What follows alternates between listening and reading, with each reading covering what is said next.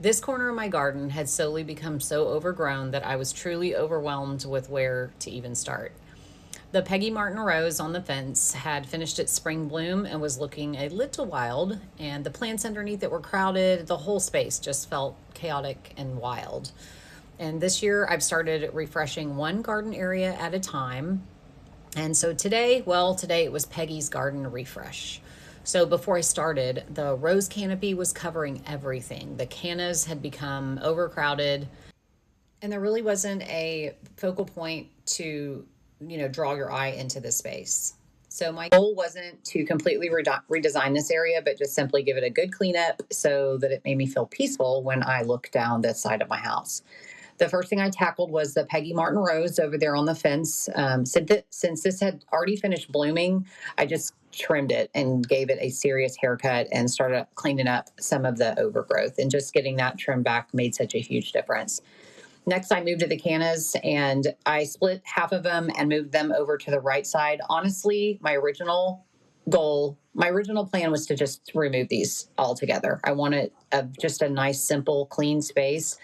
I sort of ran out of energy and was like, I'm not replanting these somewhere else. I'll just throw them in here for now and I can figure it out later. So leave me a comment. Let me know if you guys agree that I should take them out and move them somewhere else in my yard. So after I did that, I just wanted to have some balance to create a frame of my new favorite little addition to this space, which is the Birdbath, which is the focal point.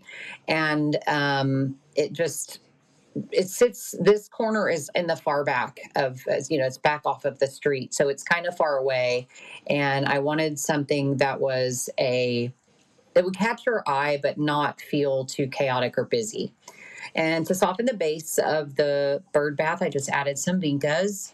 And, these are amazing because they can handle our Texas heat and just will be blooming all summer long. And if the weather's right, all the way into November, I've had them last that long blooming. So, of course, no garden refresh would be complete without mulch. So, got all the fresh mulch put in, and I'll put an image. I use Scott's. This year I use Scott's. I normally use a different brand. They were totally out, and so I just stuck with it, and it's been fine.